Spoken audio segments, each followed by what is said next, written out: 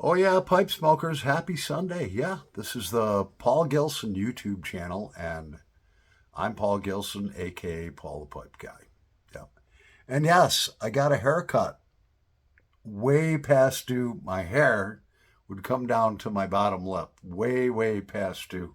Probably 8 months since I had a haircut, but I got it cut the way I normally like it.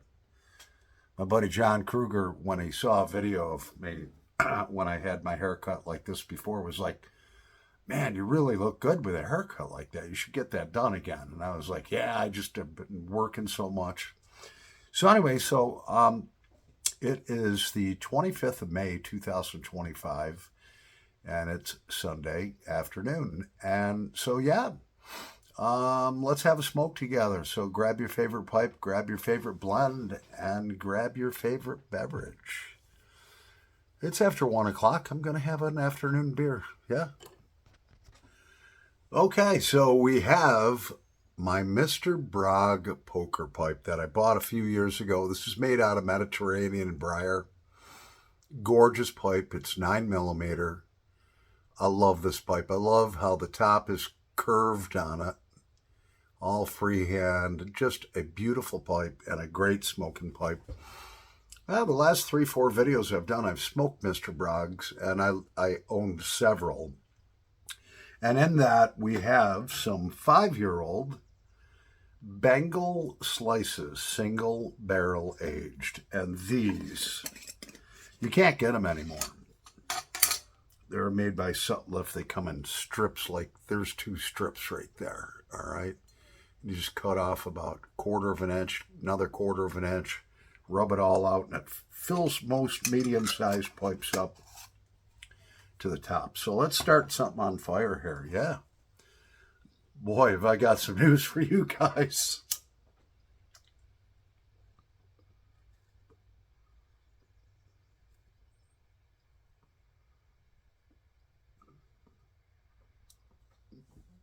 Oh. Nothing better than getting a brand new haircut. My hair was so long, I had to basically put a ton of gel in it after my morning shower and just brush it back with my hand.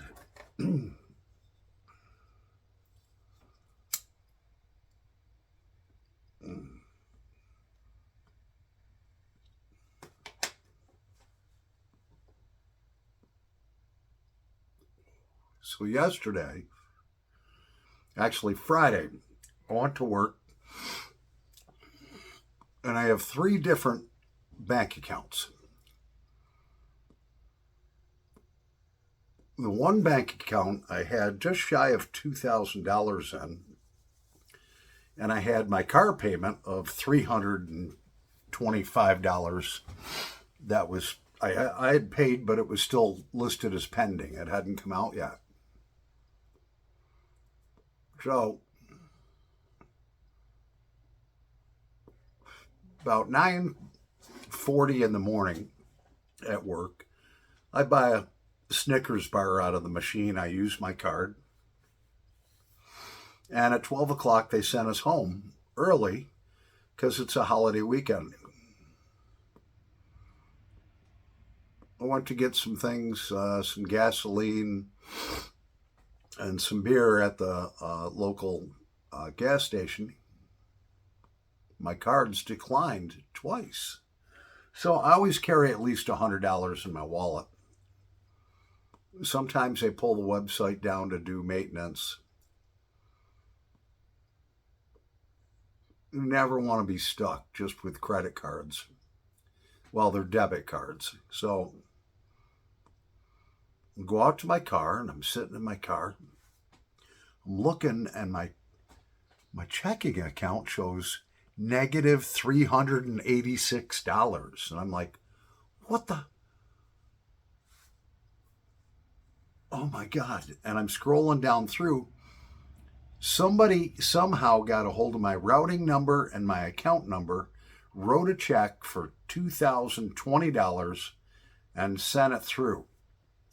I instantly called the bank. So I must have caught it within 1 to 2 hours. of this happening. And the girl on the phone, she's new. Well, I don't know, and I've got this student loan from my son who passed away, and it was discharged due to his death. And they're garnishing my wages for 20 grand. So I got my ducks in a row, my paperwork. I got a letter from New York State saying that loan was discharged due to death of my son. And it lists his name, my name. So that's all in the legal department right now for the people that are garnishing my wages. And I co-signed this loan back in 2006, so that's 19 years ago. And I'm thinking, geez, because if you have a garnishment on your wages, whether it's legal or not legal, this is an illegal garnishment that I'm fighting, and I'll win. They'll owe me like 12 grand back. So anyways, the girl at the bank, she was new. She's like, I said, did somebody suck my account out, like somebody that I owe her money to? And I briefly described about this student loan. She says, no, somebody wrote a check. So I says, she's like, you need to come into the branch. I says, I'll be there in 20 minutes. I flew there. I thought I was ready to have a heart attack because all of a sudden, if you're out $2,300, I'm not going to have enough money for the down payment on my house. And I'm ready to have a heart attack. And I'm just like, all right, just calm down. She said it wasn't anything. She said it was a check. So I go in and I talk to the branch manager.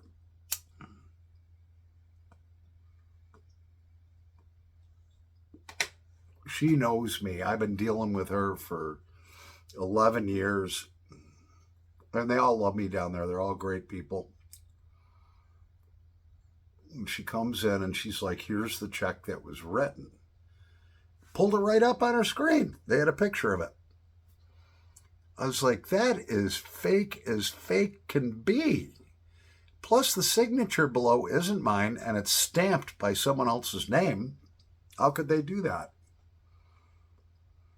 She's like, well, these scammers, these thieves, they'll somehow get a hold of your account number and your routing number and write up a bogus check and present it. She's like, it's a good thing you caught it right away. Because if it would have went through, it'd take 30 to 60 days for our fraud department to look at it. And I'm just thinking, I says, what's going to happen? I already put a stop payment on it. She says, you're all covered.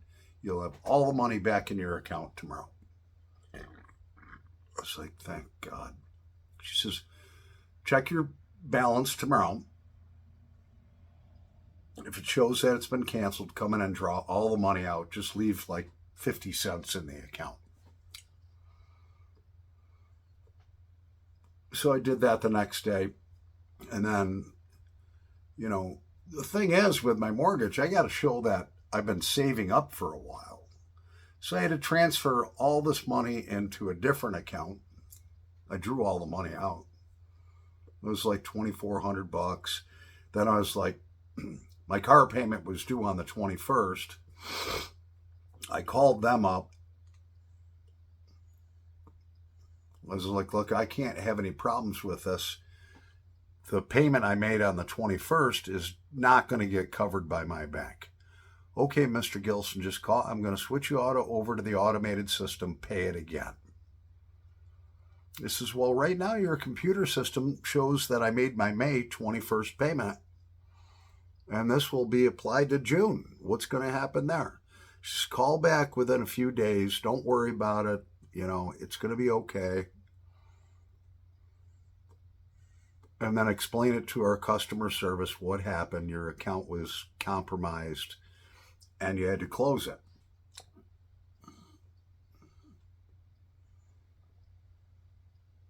So I asked, when I was down at the bank, I was like, asked the branch manager, am I going to be charged fees or anything for this? And she's like, no, because it's fraud. I'm not charging you anything. I shook her hand. I stood up. I says, you know what? I need a hug. I had tears welling up in my eyes. She gave me a big hug. Nice people. Then I took the money over, put it into my other account. My mortgage broker's probably going to want to choke me and be like, dude, you freaking put that much money all at once into your account? I says, well, I got to show that I have money to close, my loan. So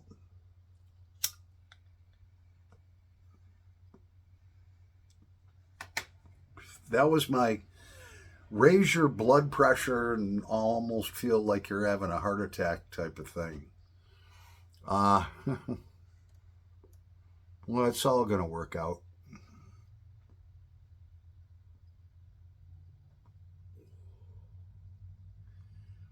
Then I see this morning I receive a text from a friend of mine from high school. And her and I have dated on and off for years. And she's a crazy Italian girl, but I care about her. And she has blocked me like 10 times and unblocked me like 10 times. So I get this text. And this girl does it for no reason. I'll be talking to her about selling a rototiller and, hey, you ought to ask this much.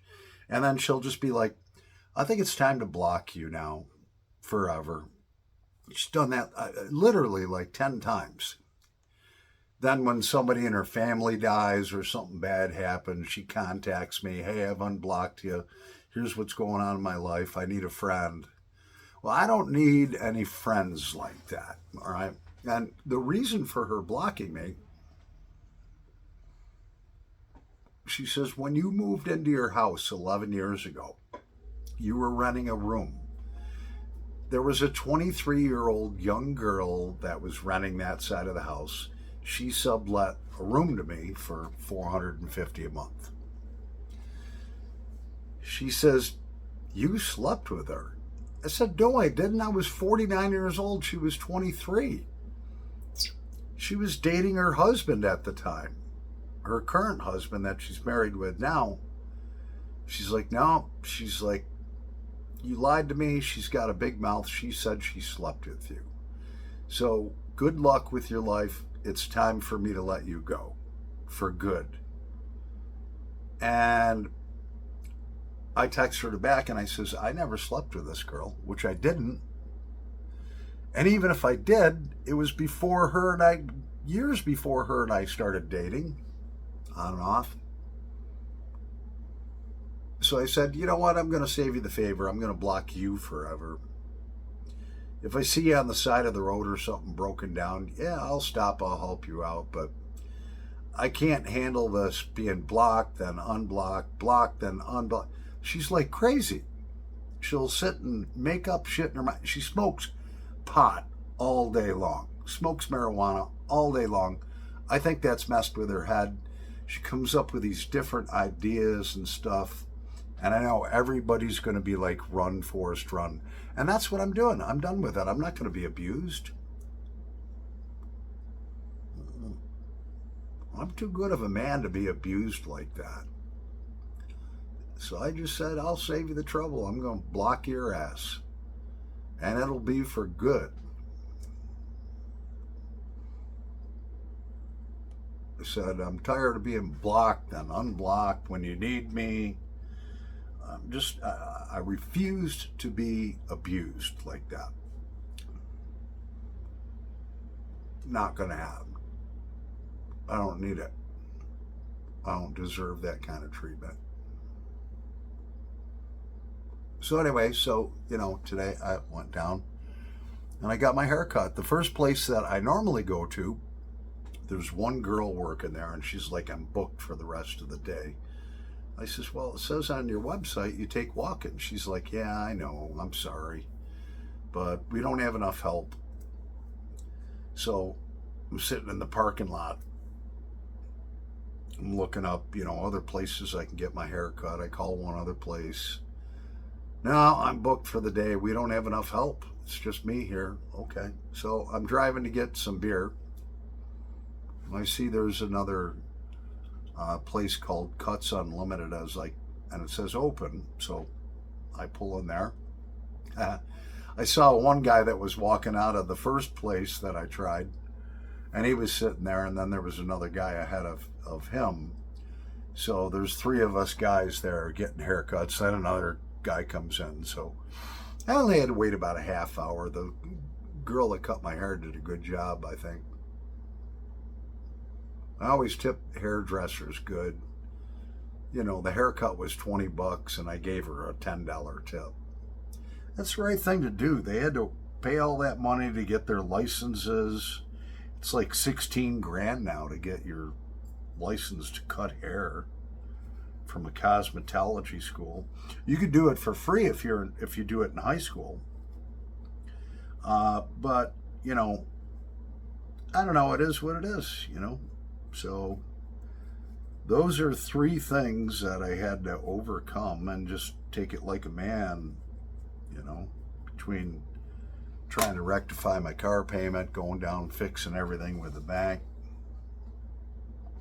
and then dealing with this crazy lady that's blocked me now 10 times in a row for no reason.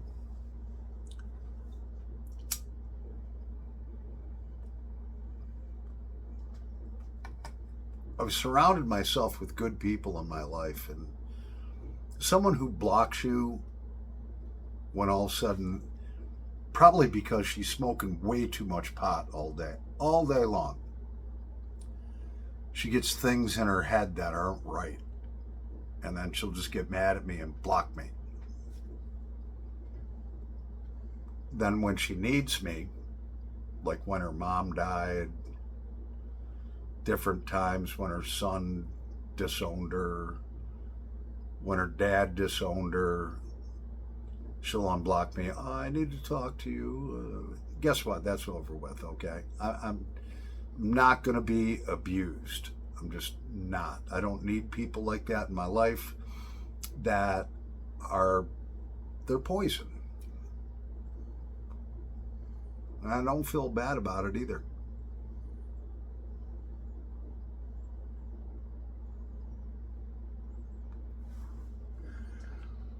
Most of my friends that I have right now are in the YouTube pipe community. If I don't do a video for 2, 3, 4 days, I get text message, emails, all kinds of stuff. Hey, are you okay? And you know, these are people that don't have to do that. They don't have to check up on me. But they do because they care about me and I care about them. And most of the people that I talk to on the phone, I tell them I love them. And there's nothing gay or weird about that, all right? There's a YouTube pipe community, brotherly love. And it's okay to tell someone that you love them. You can love them like a brother. Anyways, cheers.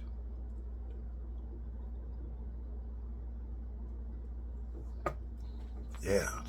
All right, so I've graduated to a cigarette late in the video. My advice to all of you folks, if you're single and you're dating or whatever, if you're dating a girl that has an eating disorder, she has a mental disorder. If you're dating a girl that's smoking way too much marijuana, that's a drug abuse disorder. If you're dating a girl that drinks way too much and gets freaking crazy, that's an alcohol problem. Stay away from those girls, you know? Stay away from them. They're unstable. Right now, I've got a circle of friends, and like I said, most of them are people that I've never met that are in the YouTube pipe community. You know, we're bound by our love for smoking tobacco and pipes and cigars and things like that, and they become friends. And so most of the people in my life, you know, that are most important to me are in the YouTube pipe community, and I really appreciate all your support. I really do. I just can't wait to get my house. The only thing they're like the assistant mortgage broker is like, well, I'm a little worried about, these cash funds and stuff. And she says, but I got some tricks up my sleeve. Don't worry about it. I says, is this loan going to close? She says, yeah, it's going to close. So I sat for 2 days and worried about that. It did nothing but give me a stomach ache, a headache, and diarrhea. All right, worrying about it. And I was like, finally, I was like, you know what? These people are the professionals. They deal with us every day. Stop worrying about it. My mind is going in all kinds of different directions, trying to figure out formulas and circumstances where I can overcome things. And I was like, look, stop worrying. Let the professionals deal with it. I'm going to just let them walk me through what needs to be done to close on my home. And I will get this house. I'm not going to worry about it anymore. I've said all the prayers. You guys have said all the prayers. The Lord knows. The Lord's heard from people from all over the world. Please let Paul get this house. There's people praying for me. My mom has half of the state of Idaho that she lives in praying for me. And so it's not something I'm going to worry about. I'm going to let the professionals guide me through this, let them handle what needs to be handled, and just do as I'm told and close on the house and not worry about it. Anyways, I'm Paul the Pipe Guy, and yes, I'll be back tomorrow. We're going to do a special Memorial Day video. It'll be a tribute to my father, partially, who was a staff sergeant in the U.S. Army. He was a drill instructor. That's what I grew up with. He never yelled. He commanded respect just by looking at you or by his words, and he led by example. He didn't drink, didn't smoke. He did when he was younger, but not as my father. I think I saw him on his 40th birthday, a little tipsy once. We went to this place and he had 2 large beers, and he wasn't a drinker, so you have 2 beers and you're high as a kite. And then I think one other time I made some homemade wine. He had a real sore throat, and he had 1 glass of wine, and then he had another, and he's like, oh, wow, I feel great. And my mom's all over him. Jim, no more of Paul's wine. It was homemade wine. It was strong. And he's like, well, my throat feels better if I just have 1 more glass. No, you're all done, and I'm driving home. So, that was funny. So he wasn't a drinker. When we had our family business after work, occasionally,